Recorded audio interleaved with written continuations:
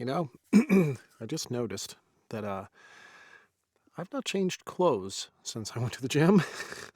I took a nap and then I got caught up in other things, and then I took my jacket off when I sat down in the booth here just a second ago, and I went like this. I was about to here. Let me. I'll shine some lights on me. I was about to shine my raise my arm up, and I was like, oh fuck, I smell bad. Anyways, hello you fucks. Welcome to John Solo's Beard Brigade. I'm Smelly John Solo. How the hell are you?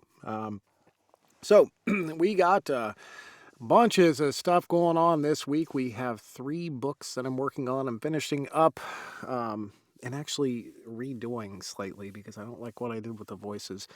The Loathed Lagan. I've not submitted the first 15 yet because I don't like what I've done. So I'm redoing some of that. First few chapters, that shit happens occasionally. I'm also working on a Christmas story today, finishing it up for Casey Wells, Santa's Secrets. Casey, if you watch this ever, if you have a dirty mind. I don't know if you I don't know if you know that or not, but good lord, girl, made me blush a couple times. And finally, later on this week, I think that we're pretty sure we're diving into dragons. I forget.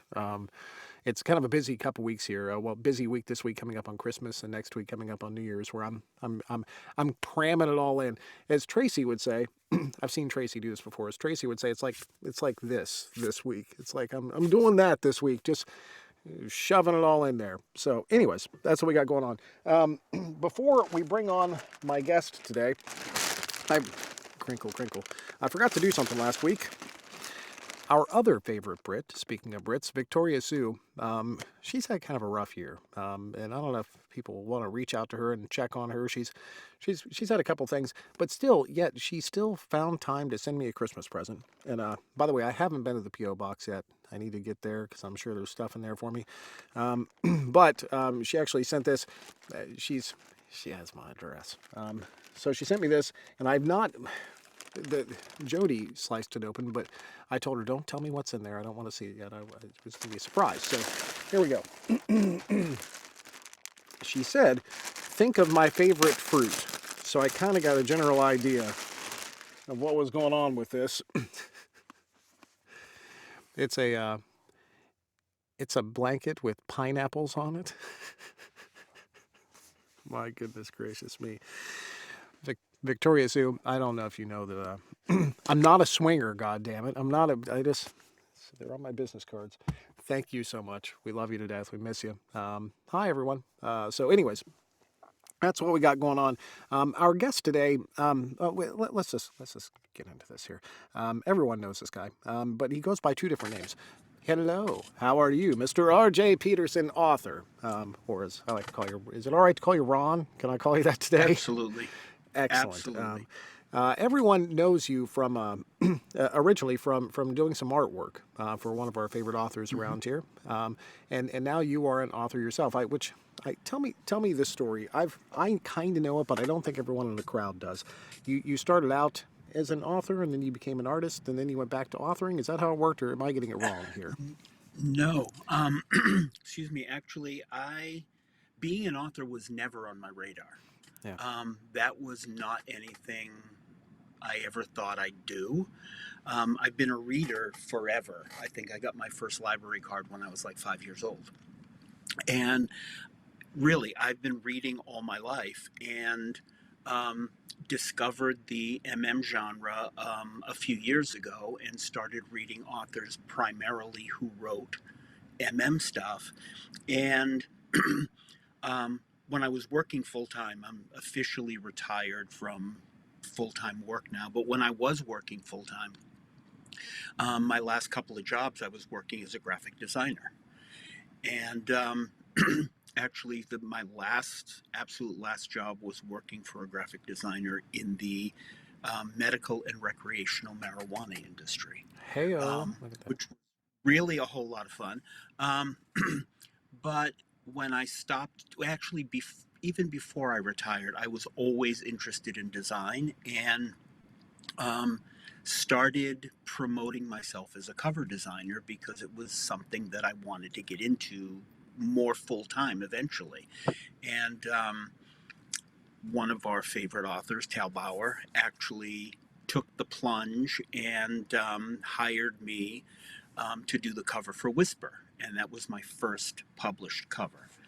And other people started hearing about me. I started getting more work, but that was kind of part-time while I was still working.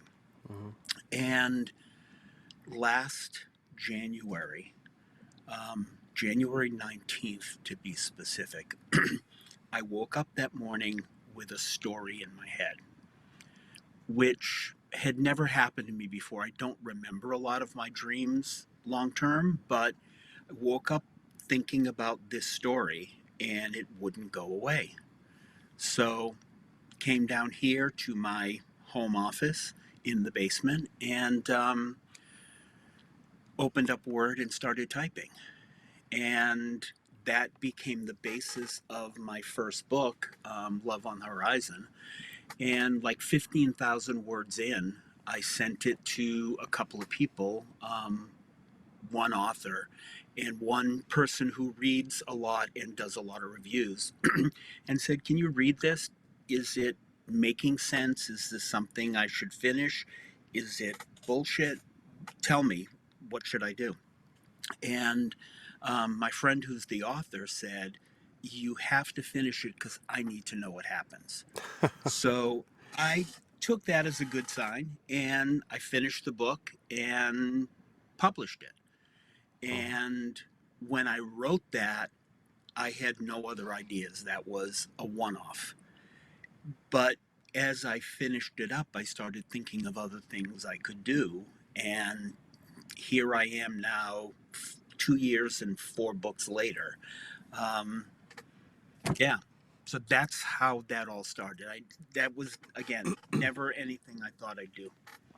Well, it's fantastic in a number of ways. First off, starting, and we've talked about this before, but starting as your first cover in the industry with Whisper is like you swung for the fences there, my friend. Right. Yeah. And great job too. Great job. Absolutely Thank loved you. it. But then to not expect to get into the genre, never been a writer before, and to just suddenly have something like this pop into your head, and obviously you're an educated lad, you know, but writing is not exactly. I feel like writing a book, I'm going to do it. Kind of an experience, I wouldn't imagine. I've talked to a few of y'all over the years, and there's a lot more to it than that. What were some of the struggles you went through writing that first book? Um, there were a lot. Although I have to say, finding the words to put down on paper or on the computer screen was not one of them, which surprised me. Mm-hmm. Um, I started in January. The first book was published in early May, and it's like 44,000 words. So I wrote a lot in a relatively short amount of time. Mm-hmm. Um, I made a really critical mistake, a couple of them, but one really super important mistake that I made, not even realizing it until people started reading it and giving me feedback, was I was doing something which is known in the industry as head hopping, where I Mm-hmm. would jump between points of view in the same scene. Mm-hmm. And that's just how my brain was working. So it meant rewriting a lot of scenes. Mm-hmm. Um, but fortunately, I had some great people reading the early versions one person in particular, who not only told me what I was doing wrong, but told me how to fix it. Yep. And that helped a great deal and gave me some hints about what I could do moving forward so that I didn't fall into that rut. Mm-hmm. Um, and my next book, which actually comes out tomorrow, is actually dedicated to her, and it's author Sammy C. She's been a tremendous help to me throughout Mm-hmm. this whole series. And so that was one huge mistake that I made. The other huge mistake that I made was not introducing other characters in that first book that I could use to create future stories. I was just so utterly focused on the two main characters that I neglected to bring in some other people that could help continue this series along. But again, I wasn't thinking series at the time. So Um, you weren't introducing like three brothers, four brothers all at once, planning it out in advance? I was not. I'm and I'm unlike many authors. I am a total pantser. I have no outline. I plan nothing. I just write and see what happens. Um, Oh, so that was I think you would be interesting. shocked, Ron. I think you would be absolutely shocked to Actually, know, there's a lot of people that do that. actually, I do know a lot of people who do that, but I also know some people like on the other end of the spectrum who just outline the hell out of things. And Hmm. I've tried, and it just doesn't work for me. Um, but so then I had to write a second book, again focused on these first two characters, but also introduce some other people so that I could write more stories about other people. And so that's what I ended up doing. That's an amazing story for a first story. Now, I got to ask a couple more follow up questions here. Sure. When I first started narrating, I got to admit, I didn't pay much attention when I was reading to things like if it's first person or third person, the Hmm. omnipresent narrator versus.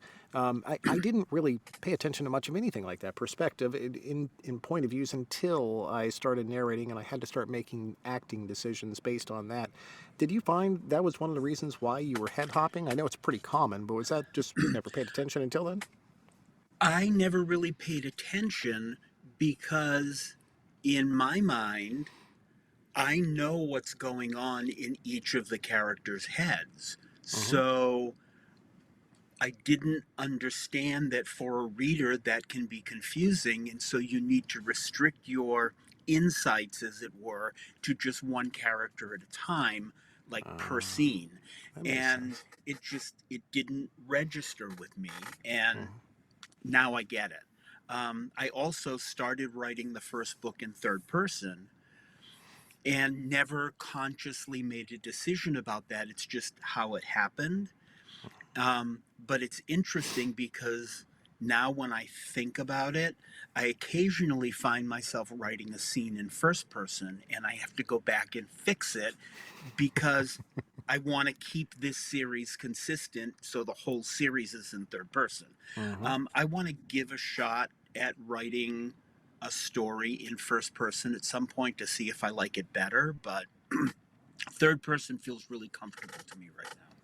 Yeah, I'm a huge fan of third person myself. Some narrators, I was shocked when I started talking with a lot of other narrators. I thought that everybody would feel the same way as me because, of course, I'm an egotistical maniac. But it is true. But you know, what I thought was that it's difficult sometimes for in a narrator situation where you have a 5 or 6 book series and you're narrating in first person, and you're doing dual POVs. You end up coming up with 12, 14, 16 different voices you have to narrate in full time in those chapters. That I thought Sure. it gets to be difficult after a long period of time, especially when it's a long series. So that's one of the reasons why I prefer third person. It just makes my voice choices a bit easier because I always have me to fall back on as a narrator. Turns out, though, a lot of Right. narrators they actually really prefer first person. It was surprising to me. Meredith is in the crowd. We both very good friends. Meredith, what's interesting is blurbs have to be written in present tense. So when you write first person past, it's tricky switching the blurb to present. I never Hmm. once thought about that. Um, do I you enjoy hate the blurb blurbs. writing? Yeah, yeah. I hate blurbs, absolutely hate them. I've actually relied on other authors for for all of my blurbs so far.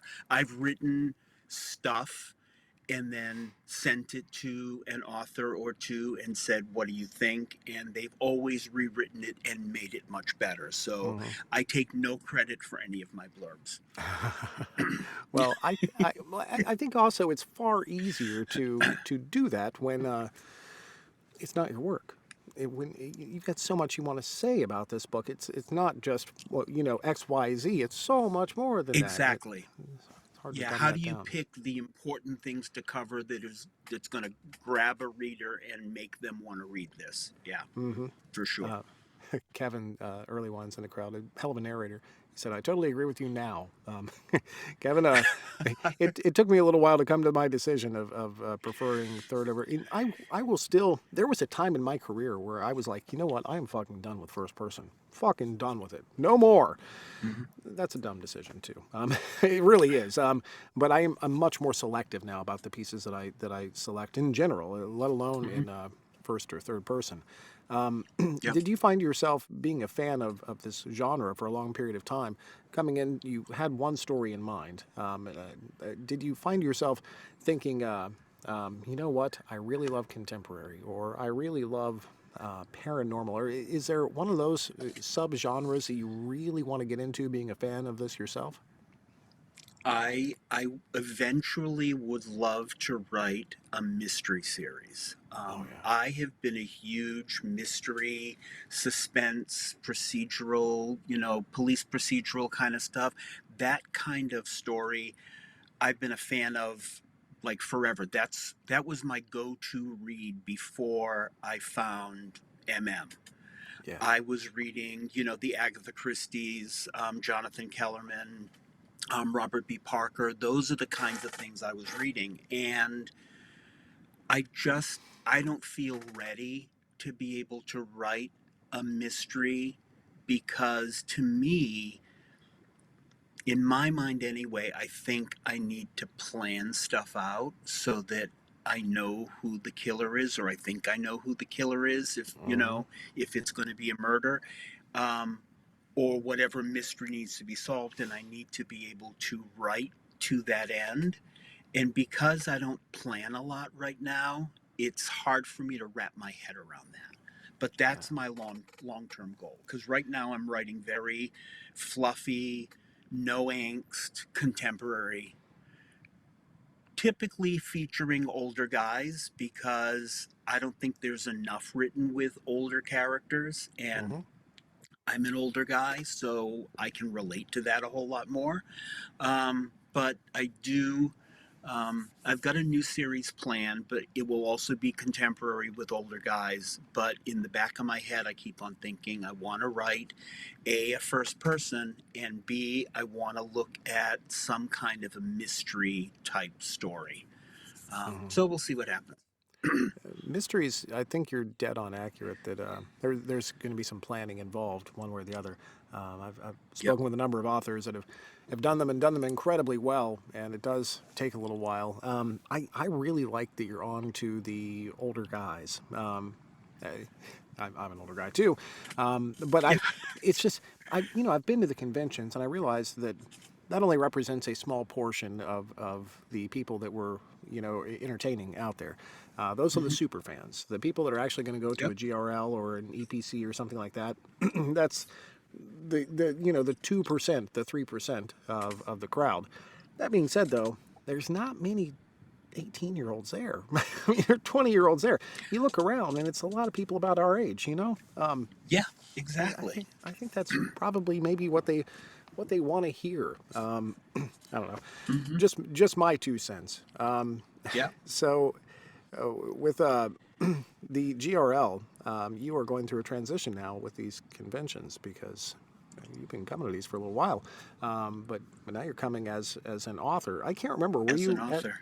Were you there last year as an author? Did you have a table? I can't remember. I'm sorry. No, last year I wasn't able to go. So my last GRL as a reader was Albuquerque, which was 19, Okay. It seemed. and Why do I wasn't think that? able to go. Why did I think I saw you at this GRL?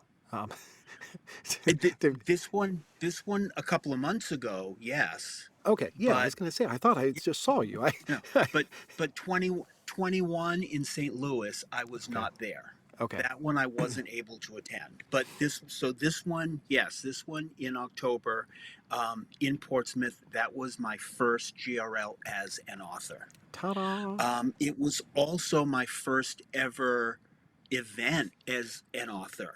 Really? So I had nothing to prepare myself leading up to this, except that I had been to a few GRLs. I knew how it all worked. Um, I know a ton of authors. I've known a ton of authors for a while now. And so I felt comfortable asking some of them questions about, the behind the scenes part of getting your table set up and doing all of that stuff. Sure. And I specifically went to a different event earlier this year that's held in Connecticut called Romanticon, and it's a Hmm. 1 day signing. And I went to that specifically with the idea of looking at swag because I knew I needed to get some swag and I wanted to see what was out there and what seemed to be popular. Talked to several authors about that. And so I had a lot of good prep to be ready for GRL. And even though I will freely admit, and I told people this while we were there, I was absolutely scared to death for my author lounge. Hmm. Um, it all worked out beautifully and I had a great time. My biggest fear was that I would have nobody at my table. and and I think that's a fear that a lot of people have. But it worked out great. I had a line at one point, and people took pictures of that and showed it to me so that I would believe that I really did have a line at one point. So it was great. Tell me about Romanticon. Misky just reached out to me about this, and I'm unsure. Tell me about your experience with it. What is it? What's it like? What are people doing? It's a 1 day event. It's held in Connecticut. I went this year as a reader, but I knew that Miskey was going to be there. I knew that Davidson King was going to be there. And so I went. Meredith Davidson King actually kind of convinced me to go because I'm in Rhode Island, so it was only a couple of hours away. And she's like, She come isn't. see what it's like. She's an instigator. I've found. Meredith, oh yeah, but in a good way. I think in the best possible way. Love her to death. So I'm not going to say anything bad about Meredith or the fact that she may have bodies buried in the basement. But No, no, no. anyway, We uh, have later on. I actually have. I never planned for questions, but I did plan for one question I, for you later on. It's not about Meredith, but I have okay, somebody I want to ask you okay, about. So, but please go ahead, okay, please. absolutely. So anyway, Meredith said you should really go. So I bought a ticket. I went. It's like a 2 hour drive from my house. Went down there, and I was super impressed because I hadn't heard about it before, and it's been going on for a couple of years now, and um, ton of authors and a bunch of retailers who create reader type gifts. There are people who make book covers for your Kindle and they sell them there and things like that, people who make jewelry. And it was just fascinating to walk around and meet a lot of authors who were absolutely brand new to me. Mm, Um, a couple of them in the who write to some degree anyway, mhm. and that was fascinating because I met some great people and got a whole bunch of new books that I needed to read. Um, but I was right, but I was really really pleased with how well it was run, and the signing is like from noon to 4. So if you're a reader, you get there early and you wait in line until the doors open. Mhm. And um, I thought it was great. Meredith seemed to think it was great. And Meredith said, you really need to come next year as an author. So the woman who runs it, Kitty Berry, who is also an author, she has an interest form that you fill out if you're interested in attending. Mhm. And she had models last year, a couple of cover models. This year, I believe she'll have cover models, and she is definitely having narrators. Mhm. And so I signed up. I filled out the interest form and got an email from Kitty a few months ago and said, if you still want in, you're in. And so I'll have a table there. Meredith's coming back, Miskey's coming back, and a few other people who I know, like Annabella Michaels Mhm. and Jacqueline Quinn and I Uh-huh. think Luna David have also signed up to be there. Nice. Um, so there's a nice mix because there's MF writers, there's MM writers, and there are contemporary, historical. I mean, it runs the gamut. So there's pretty much something there for everybody. Well, I'm And I'm really looking considering it. forward to going next year. Yeah, seriously. Miski reached out, and Meredith said they're having narrators this year as well. So I like Yeah, the in the States ones for sure. They're a lot easier, and yeah, these are expensive, obviously. When we choose to do these, are an investment, which sure. they pay for themselves, but you got to have the money to put out in the first place. So I think I might though. I've never been to Connecticut. Not really sure what's in Cool. Connecticut other than this. There's Mystic Village on the coast. You know, Connecticut's a nice place. Yeah. What I'm waiting for, so at GRL this past year, me and Greg were talking. Greg Hmm. Tremblay, or if you want to get fancy, Boudreaux or whatever the fuck his name Yeah. is, bullshit. But I overhear him having this phone conversation, and Greg, one of his hobbies is he likes to sail. He has a small sailboat. Yes. He's been at it his whole life. He Hmm. likes to sail. We were Portsmouth, Virginia. I hear him talking about trying to get. He calls it a slip. I guess that's not something you wear under your skirt. That's, I guess, a place where you park your boat, right? It's exactly a place where you park your boat in a marina. Yes. Yeah. Oh, Meredith says she's in Connecticut. I did not. I guess there's one Yes. thing in Connecticut. Yeah. Now I know. Yep. Yeah. Mayor's in Connecticut. So yeah, Greg's talking about this, and he's getting this information about where he's going to park his sailboat, and I'm like, man, why didn't you just bring your sailboat? You're like right there's the water. You could have sailed right in here. And he said, I'm thinking about that next year. And now I've got this picture in my head, like I'm going to show up at one of these because Greg trumps me all fucking day long. I'm always 4 steps behind Greg. I love him to death, but he's just amazeballs. I'm gonna go He to is. this Romancicon or whatever the hell it is in Connecticut. I'm gonna pull in, and there's gonna be Greg with like long hair all of a sudden. He's gonna look like Fabio on his sailboat, his chest sticking out like this, and I'm gonna be like, motherfucker, I can't even have this one, can I? That's gonna be that's gonna be what it is. So, so the Hmm. question I wanted to ask you about one of our mutual friends Yep. who cannot be here today for no other reason than apparently she's got to work. We both know and love Miss Cheryl Kaiser. She's one of our close friends. Absolutely. Yeah, Yep. and I enjoy asking this question of my guests. Can you tell me like some sort of embarrassing story about Cheryl? What I'm digging for here is something that I can bring up to her later on. Something that I can say, Ron said this. Can you tell me a funny, humorous, and if better if it's embarrassing story about Cheryl Kaiser, please? Thank you. Damn, I wish I had one.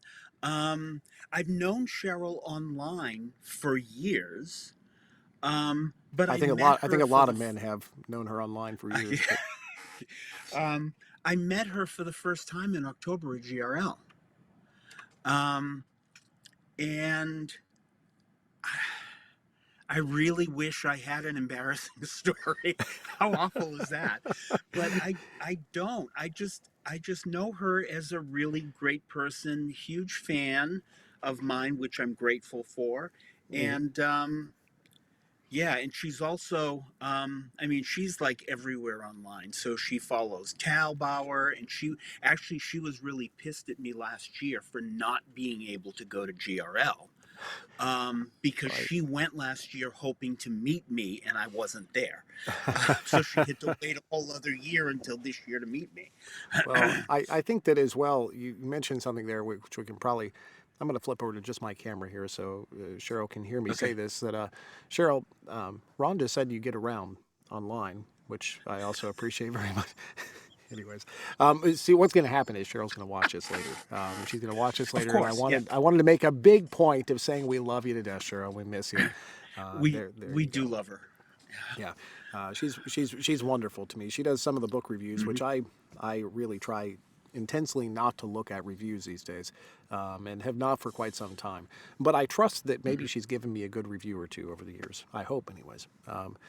So this is the part of the show where I'm going to ask you specifically what you're. I know you're working on one series right now, and you've got ideas for another series. Can you tell me the next project that you have coming out? Do you have a pre-order date that you can share with the people that are watching and listening, and all that good stuff? Okay. I don't have a pre-order date yet.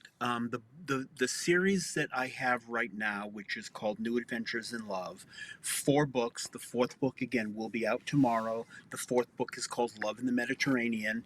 It, like many or a lot of my stories so far, mainly takes place on a cruise ship, which was my, besides Older Men, that was kind of my other hook. Is I love to cruise, so that was an easy thing to write about for me. Mm-hmm. So this takes place mainly on a cruise ship.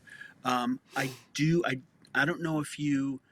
Well, you were at GRL, so that you, I'm sure, experienced that really pissed off elevator at some point. I heard they were writing Um, stories about that. Yes, Miski Harris has taken the lead and has asked for volunteers, and got 31 or 32 of us to commit to writing a short story involving the elevator. Can you, So, for people that weren't at GRL, I'm sorry, can you explain the elevators to yeah, everyone? absolutely. There were 3 elevators. Only 2 of them were working, and one of them had this nasty habit of when the doors closed, they didn't just close, but they kind of slammed shut and could have easily taken a limb off. Um, Also, when you got to the 3rd floor, there was this loud metallic clang that happened, that all unexplained. It did it the entire time we were there. And it was just scary as hell. And we tried to avoid that elevator whenever we could. But it became the topic of conversation throughout the entire event. Um, so we now have an anthology called Midnight in the Renaissance Elevator, and it will be out next year in time for in time so that you can order print copies have at GRL to get authors to sign it if you'd like. Um, and I just finished writing my story for the anthology, and it involves characters in my current series. Nice. I've also got 2 short stories planned, um, involving characters in my current series, and I hope to have those out next year. My new series, I don't have a pre-order yet. I expect the book to be out in June. I want to have it ready in time for Romanticon, which is July 8th of Mm-hmm. next year. So I hope to have this book out by June. The series is called Hawthorne Bluff, and it's about a fictional seaside town in Massachusetts, um, and involves, like, members of one of the founding families of Hawthorne Bluff, Okay. and a couple of brothers and a cousin. And I've got tentatively 4 books planned for that right now. First book will be called Finding Finley. Finley is one of the main characters of that first story, and he is reacquainted with someone that he has not seen in many years, who is now back in town after some weird shit happened. And so I've got maybe, I don't know, 300 words of that written so far. It's very, very new, because I was busy finishing up this last book and then writing that short story. So, Yeah. There, you got a lot, but dude. What do you find time to do? Any? You're retired now, you know. I am retired, but and I still do cover design. Mhm. I posted, I designed 26 covers this year, Wow. in addition to 2 books and a short story. And my husband and I went on 8 cruises this year. I So, where's your favorite place to cruise right now? Anyways, do you have a favorite place to cruise? um, I have a place that I would love to go back to. Okay. I would love to go back to Greece. Hmm. Greece was one of the most beautiful places I've ever been, and been there a couple of times. I wrote Greece into this fourth book that I just finished because I haven't been there in a few years, and I love it. So Hmm. one of the ports of call on this Mediterranean cruise is Mykonos.